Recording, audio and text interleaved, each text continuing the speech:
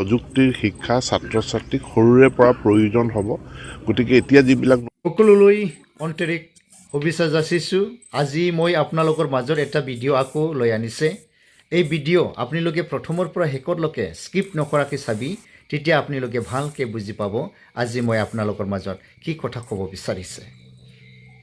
যোৱা 27 তাৰিখ ফেব্ৰুৱাৰী 2025 মেট্ৰিক ফাইনেলৰ এক্সাম ছাবজেক্ট আছিলে সেইদিনা সমাজ বিজ্ঞান, ছ'চিয়েল ছায়েন্স।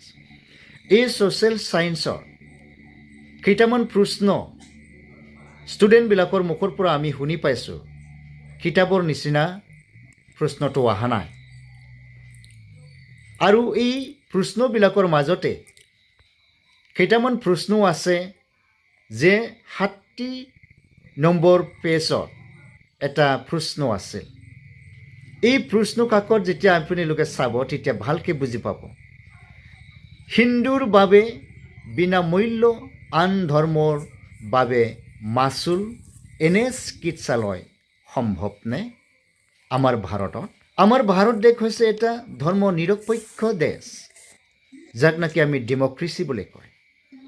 আজি সেই ডেমক্ৰেচি কাণ্ট্ৰিত আজি আমাৰ অসমত এটা প্ৰশ্ন উত্থাপন কৰিছে, আৰু সেই প্ৰশ্নটো লৈ পেলাই আজি বহুত মানুহবিলাকে বিতৰ্ক চলি আছে। অনেকে অনেক মন্তব্য লৈ আনি আছে আৰু অনেকে অনেক কথা ক'বলৈ ধৰি আছে।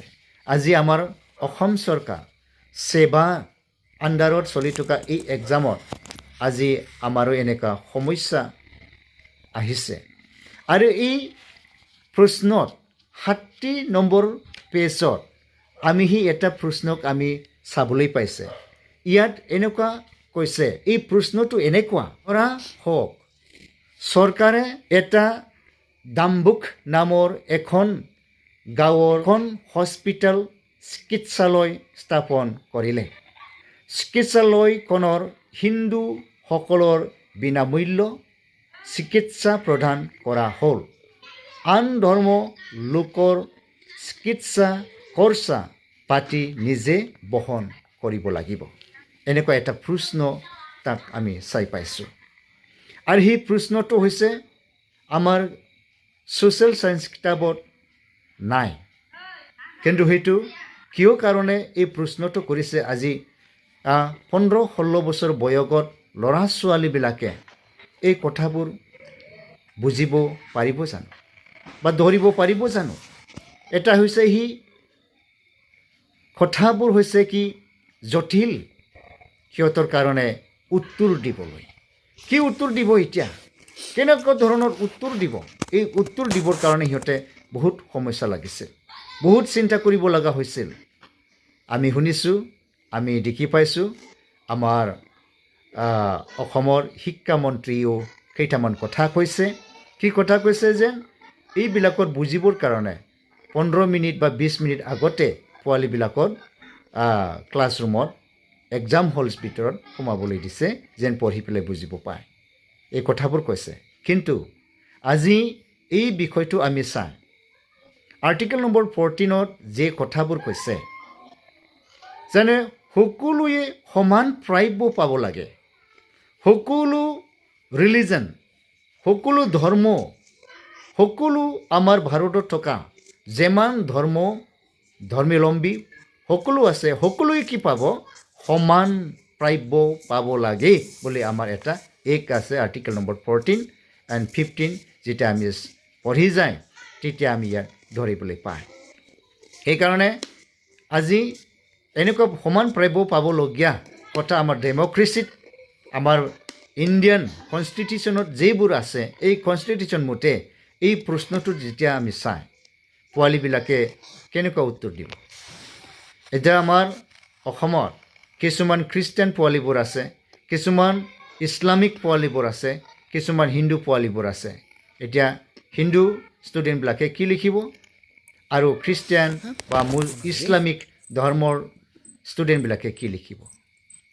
এটা বহুত ভাবিবলগীয়া কথা হৈছে। সেইকাৰণে মই অনুৰোধ কৰিছোঁ আৰু আমি বুজিবলৈ চেষ্টা কৰিম আমাৰ শিক্ষা বিভাগৰ পৰা কি কথা কৈছে।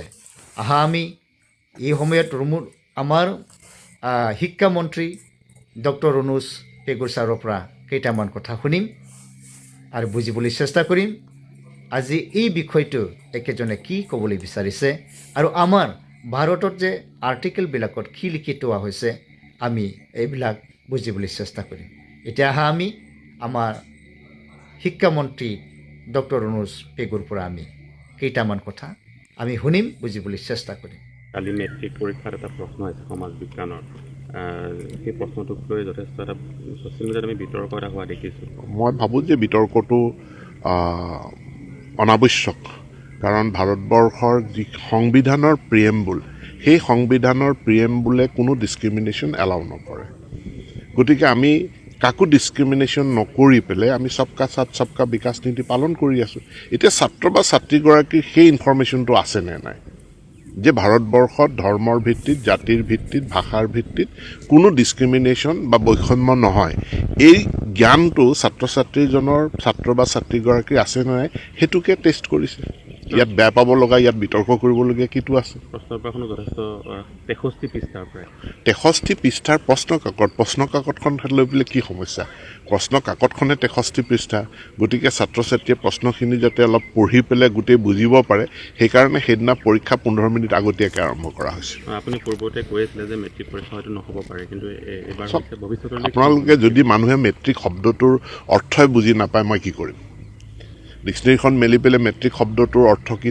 চাই ল'লে হ'ল মেট্ৰিকৰ অৰ্থটো হ'ল দশম গতিকে দশম শ্ৰেণীৰ পৰীক্ষা কিয় নহ'ব প্ৰত্যেকটো শ্ৰেণীতেই পৰীক্ষা অনুষ্ঠিত হয় গতিকে দশম শ্ৰেণীৰ পৰীক্ষা অনুষ্ঠিত হ'বই হৈ আছে আৰু মই কেতিয়াও কোৱা নাই মেট্ৰিক পৰীক্ষা নহয় বুলি পেলাই মই কৈছোঁ বিদ্যালয় শিক্ষা দশম শ্ৰেণীত সমাপ্ত নহয় পূৰ্বে হাইস্কুল লিভিং বিদ্যালয় শিক্ষাৰ সমাপ্তি হৈছিল দশম শ্ৰেণীত এতিয়া বিদ্যালয় শিক্ষাৰ সমাপ্তি হ'ব দ্বাদশ শ্ৰেণীত আৰু উচ্চ শিক্ষা তাৰ পাছত আৰম্ভ হ'ব চাওক এতিয়া মাননীয় মুখ্যমন্ত্ৰীয়ে ইতিমধ্যে আহ্বান জনাইছে যে আমি পৰম্পৰাগত যিটো পূৰ্বৰ শিক্ষা ব্যৱস্থা সেইটোৰ ধাৰাবাহিকতা ৰক্ষা কৰি এতিয়াৰ এই নতুন যুগত আমি খুব ভাল ফলাফল নাপাম গতিকে কাৰিকৰী শিক্ষা বিজ্ঞান প্ৰযুক্তিৰ শিক্ষা ছাত্ৰ ছাত্ৰীক সৰুৰে পৰা প্ৰয়োজন হ'ব গতিকে এতিয়া যিবিলাক নতুন ছাবজেক্ট আহিছে যিবিলাকৰ দ্বাৰা সমাজ ইণ্ডাষ্ট্ৰী পৰিচালিত হৈছে যে artificial intelligence robotics machine learning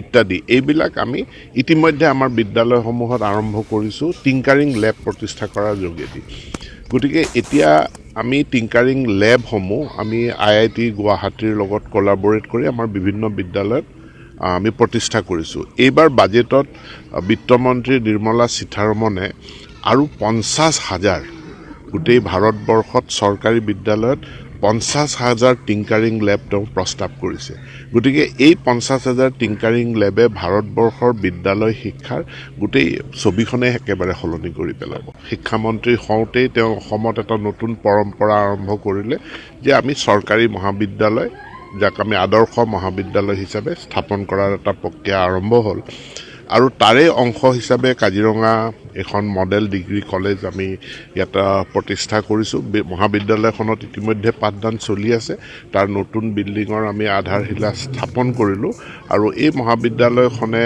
আমাৰ গোলাঘাট জিলাৰ কাজিৰঙাত এটা বৃহৎ অংশক খুব উৎকৃষ্ট সেৱা আগবঢ়াবলৈ সক্ষম হ'ব বুলি মোৰ দৃঢ় বিশ্বাস এটা কথা দেখা পাইছোঁ যে কাজিৰঙা বিশেষকৈ প্ৰাথমিক পৰ্যায়ত বহুত শিক্ষকৰ ছাত্ৰ ছাত্ৰীৰ অনুপাতে শিক্ষকৰ অভাৱ সেইকাৰণে ব্যৱস্থা গ্ৰহণ কৰা হ'ব নেকি চাওক অসমত শিক্ষক আমাৰ যথেষ্ট আছে কিন্তু যিহেতু শিক্ষানুষ্ঠানবিলাক ৰাইজৰ প্ৰচেষ্টাত গঢ় লৈ উঠিছিল গতিকে শিক্ষক ৰেচনেলাইজেশ্যনটো কৰাত আমি বহুতখিনি অসুবিধাৰ সন্মুখীন হৈছোঁ তথাপিও এতিয়া নতুনকৈ আৰু আমাৰ প্ৰায় 9,000 শিক্ষক নিযুক্তিৰ এটা প্ৰক্ৰিয়া আৰম্ভ হৈ আছে চলি আছে সেইসকল শিক্ষক নিযুক্তি হোৱাৰ পাছত আমি এই প্ৰাথমিক বিদ্যালয়ত শিক্ষকৰ নাটনি দূৰ হ'ব লগতে ৰাইজেও এটা কথা বুজিব লাগে যে আমি খুব কম সংখ্যক ছাত্ৰ ছাত্ৰী দি বিদ্যালয় একোখন পৰিচালনা কৰা এইটো সম্ভৱপৰ কথা নহয় আৰু আইডিয়েলি এখন প্ৰাথমিক বিদ্যালয়ত 150গৰাকী যদি ছাত্ৰ ছাত্ৰী হয় পৰ্যাপ্ত শিক্ষক দিব পৰা যায় কিন্তু আমাৰ যিবিলাক প্ৰাথমিক বিদ্যালয় 10 জন 12 জন 15 জন 20 জন ছাত্ৰ ছাত্ৰীক লৈ আমি বিদ্যালয় চলাওঁ গতিকে শিক্ষকৰ নাটনি এটা আছে আৰু পৰ্যায়ক্ৰমে আমাৰ বিদ্যালয় একত্ৰীকৰণটো চলি আছে গতিকে আমি যেতিয়া ক্লাষ্টাৰিং কৰিব পাৰিম, একেখন গাঁৱতে থকা 2খন বিদ্যালয় আমি একেলগ কৰিব পাৰিম, আমি শিক্ষক বেছিকৈ আমি পোৱাত আমাৰ সুবিধা হ'ব। গতিকে মই সেই ক্ষেত্ৰত বিদ্যালয় একত্ৰীকৰণৰ ক্ষেত্ৰত মই ৰাইজৰ সহযোগিতাটো বিচাৰিম।